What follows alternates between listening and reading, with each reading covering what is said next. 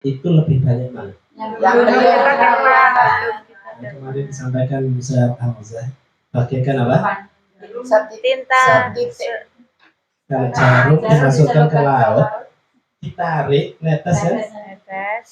Nah seperti itu. Ya.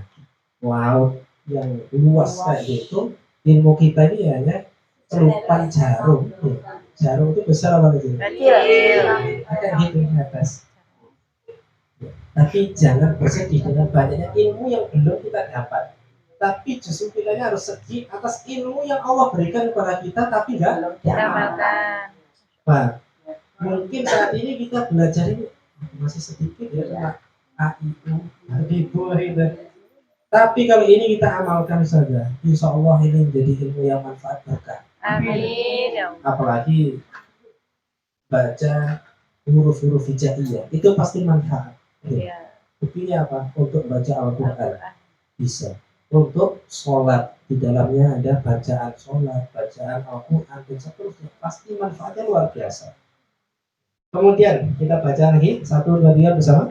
Ilmu tanpa amal seperti pohon tanpa buah. Sadah, kalau kita lihat gambar ini, pohon seperti itu nggak ada daunnya, kering, ada nggak manfaatnya?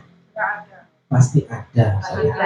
Makhluk tahada bila Allah itu tidak segala pasti ada manfaatnya. Ya. Ya, pasti ada manfaat. Tapi manfaatnya banyak enggak? Ya, mungkin terbatas. Tapi kalau di situ wah, daunnya banyak, buahnya banyak, luar biasa, banyak manfaatnya.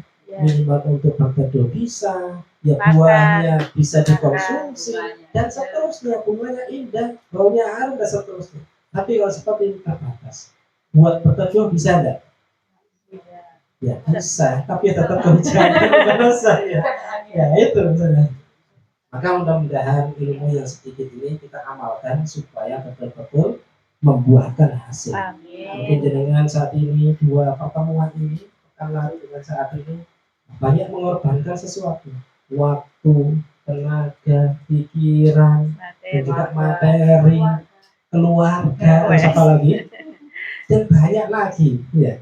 Ada dari jauh dan seterusnya. Kalau tidak diamalkan, nggak manfaat eman, betul nggak? Ya, dapatkannya berat, ya. Sudah ngantuk, sudah dihibur, nah, alhamdulillah nggak ngantuk, selesai, ngantuk lagi. Nah, mudah-mudahan kita berharap mudah-mudahan bermanfaat. Ya. Nah, ini penting. Yuk baca sekali lagi itu 2, 3. Jadilah pribadi yang bermanfaat. Rasulullah Shallallahu Alaihi Wasallam bersabda, sebaik-baik manusia adalah yang paling bermanfaat bagi manusia lain. Khususnya dalam bidang Al-Quran. Maka hadis ini mirip dengan biasanya mungkin dengan hafal khairukum man ta'allama al-Quran wa 'allama. Di sini khairun nas anfa'uhum lin-nas. Alhamdulillah kita pelajari ilmu-ilmu yang berhubungan dengan Al-Quran. Itu makhluk sifat, ya, bagaimana melafalkan huruf-huruf dalam Al-Quran itu yang tepat dan seterusnya. Ini kita dapatkan, kita berikan ke orang lain, minimal untuk keluarga, minimal untuk diri sendiri, keluarga, masyarakat sekitar. Ya, kalau bisa semuanya, mau yang saya kenal, saya ajari ini luar biasa manfaatnya saja. Khususnya ketika kita nanti di alam barzah, yang kita harapkan itu apa saja? Ya, di antaranya adalah ilmu yang manfaat.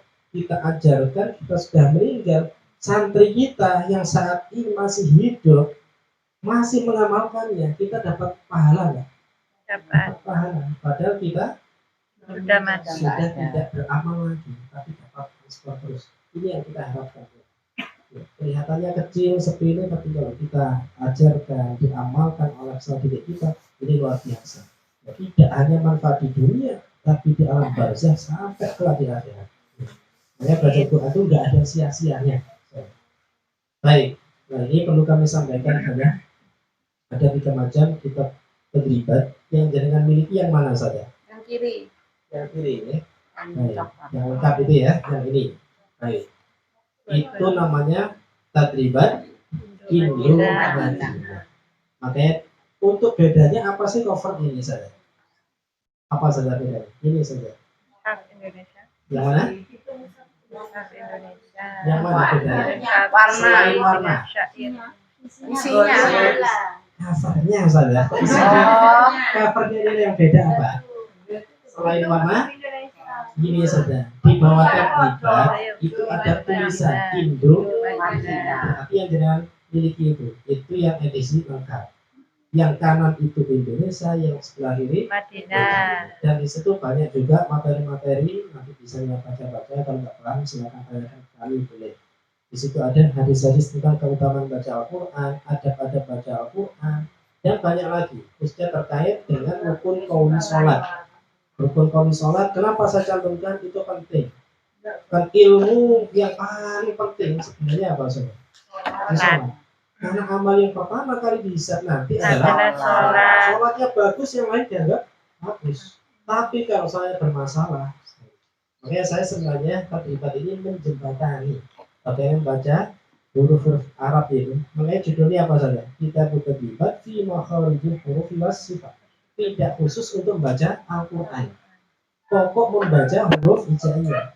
Ya termasuk doa-doa sholat dan seterusnya. Supaya tidak sampai salah.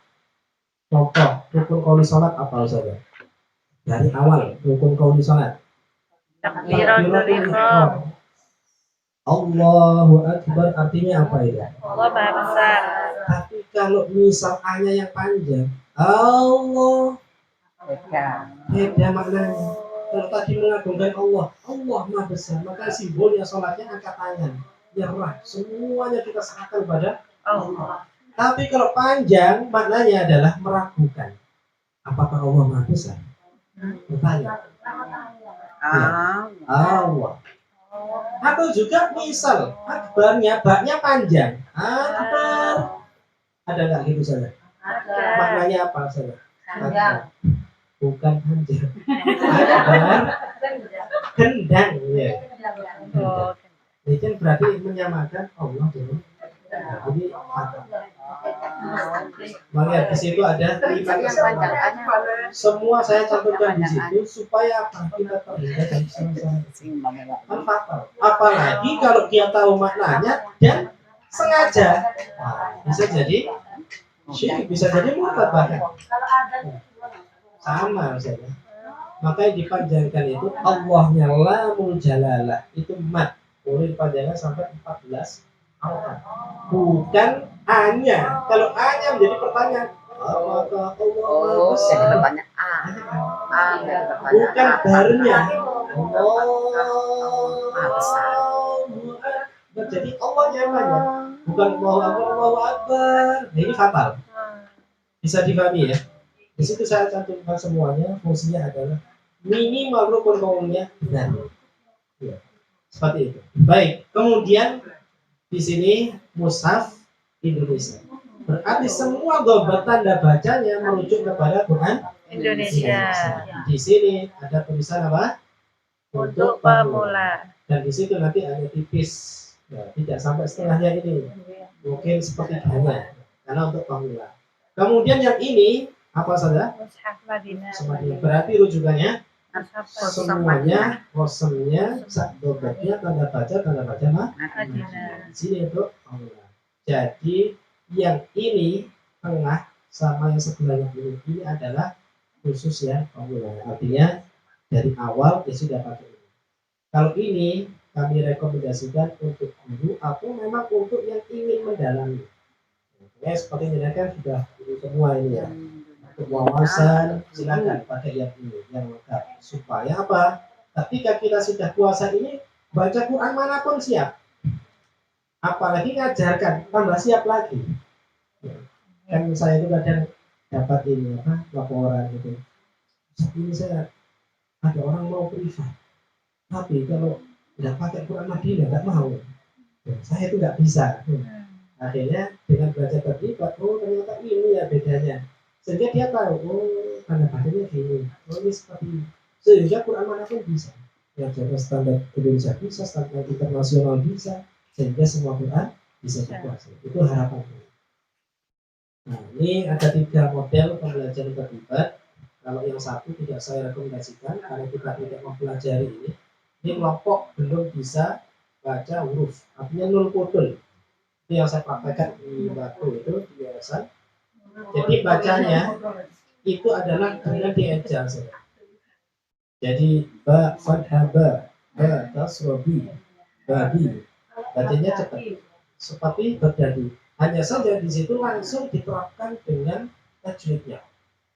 Misal ya, Ar-Rahim itu ya, Hamzah wasl, Nasr wasl, Biha, Lam Qamariyah, Mudharah, Al-A, dan seterusnya. Kemudian Ma'arif misalnya, Ma'arif sukun, Jaiz, Isnan, Arba, Al-Sukun, Harakat, Nun, Sakinah, Indah, Waqaf, Al-Alamin. Jadi semua tajwidnya, tapi berbahasa Arab. Ya. Karena memang pesertanya khusus. Orang Arab. Peserta khusus orang Arab. Ya. Kalau orang Indonesia ya bacanya biasa saja. Jadi artinya itu gini. Seperti berdadi kalau Indonesia ya. Jadi alif fathah a gitu. Tapi kalau di sini alif hamzah fathah a. Alif ini hakikatnya adalah hamzah. Diharokan fathah bunyinya a. Nah itu dalam bahasa Indonesia. Tapi tidak kita rekomendasikan karena kita tidak belajar dari awal langsung berikutnya. Yang kami rekomendasikan nomor 2 dan 3 saja. Kelompok kelas Al-Quran di situ tujuannya adalah peningkatan kualitas. Terkadang anak-anak kita baca kok bisa, lancar, tapi karena fasohanya lemah. Ada nggak seperti itu? Ya. Ada atau banyak? Banyak itu. Apalagi ketika menang kolosal. Nah, fasohanya rata-rata pasti jarang ada yang 10. Ya, ini yang dulu itu di Jombang. Jadi teman-teman yang sempat terlibat itu di DPG. Dulu fasohannya itu 7,5. 7,5 itu kan KKM ya. KKM itu kan entah 7,5 itu asli atau karena syafaat. Munculin lancar, tapi kok nggak fasih ya? Muncul shin, mirip sin, kurang rokok ya. Bismillah, tapi lancar semua. Ini nggak diluruskan ya lancar, tapi diluruskan kok nggak fasih ini. Akhirnya dikasih 7,5 KKM ini. Biasanya syafaat. Kemudian kelompok pendalaman takhusus. Nah, kalau takhusus semua disampaikan, baik teori maupun prakteknya satu-satu diputus-putus seperti dengan di pertama itu A, I, U, A, putus sambung dia bisa. Nah, kita kan beberapa sudah langsung sambung kan ya, karena sudah bisa semua. Nah, seperti ini secara detailnya. Kelompok yang belum bisa ini biasanya bacanya seperti ini saja. Ini wawasan saja, ya, wawasan saja. Pembelajaran model menyamping hamzah sampai ya. Maksudnya menyamping itu bagaimana T1? Tahu T1 saja. Terlibat 1 itu maksudnya ini saja. Huruf tunggal ini saja. Nah, ini yang T1 itu yang 20 keadaan A, I, U, A saja. Ini diajarkan hanya ngajarkan ini. Kalau sudah selesai hamzah, itu nggak turun ke bawah, tapi terus bak. Bak sudah selesai berarti tak. Kenapa kok tidak turun? Karena belum diajari huruf yang lain. Kira-kira bisa nggak baca UAN ini? Nggak bisa. Kan dari nol bodol. Orang belum mengenal huruf sama sekali. Ya sudah ajarkan hamzah. Hamzah 10 keadaan itu selesai, lanjut terus bak. Bak selesai, tak dan seterusnya. Bisa difahami? Dan itu diputus-putus saja, belum disambung pengenalan. Metode penyampaian harus ada talqin taklid. Talqin itu apa? Menyontohkan Titik T. Jadi ada talqin al-mayyit itu ya. Dituntun seperti itu. Jadi setelah dijelaskan, dapat A sekali lagi, A itu yang ini lah. A dapat sekali lagi, A mabinatan. Pengucapannya supaya pas. Oh seperti ini sudah bisa A. Yang ini I dan seterusnya. Betul-betul bisa. Dapat diulang dari awal. A, I, sudah kenal, lanjut dan seterusnya. Harus ada talqin taklid. Dan pemahaman sampai benar-benar terampil. Sebelum terampil di 20 keadaan tidak dilanjut ke bak, apalagi ke bawah. Jika belum tuntas sampainya tidak diperkenankan mengajarkan T2, T3, yaitu yang T2 itu ini saja, T3 itu ayat yang satu. Kemudian ini model pembelajaran yang kedua adalah peningkatan kualitas.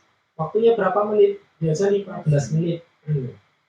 pembelajaran modern menurun bagaimana? Seperti yang jenengan terapkan ini, yang kita pelajari selama 2 pertemuan ini. Jadi T1 berarti yang 20 keadaan, T2 yang rumus dan potongan ayat, T3 itu adalah yang ini asumsi.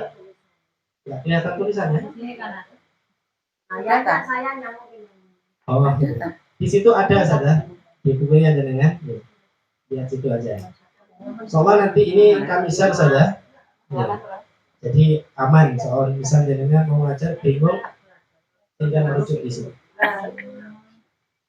Model penyampaian talqin taklid sama seperti tadi. Supaya apa sih ketika kita ngajar kok harus ada contoh supaya sama seperti jenengan ngajarnya. Kemudian disampaikan dengan pola klasikal individual. Harus ada bersama-sama dulu baru individual. Untuk materi yang sulit harus praktek satu-satu. Nah, kita terlibat itu mesti di situ diambil yang sulit-sulit. Harapannya apa? Kalau yang sulit bisa, yang gampang bisa. Kalau kita hanya belajar yang gampang-gampang, ketemu agak sulit saja, itu sudah sulit sudah. Apalagi yang sulit, lebih sulit lagi. Apalagi yang super sulit, wah tambah mana bacanya ini. Baik,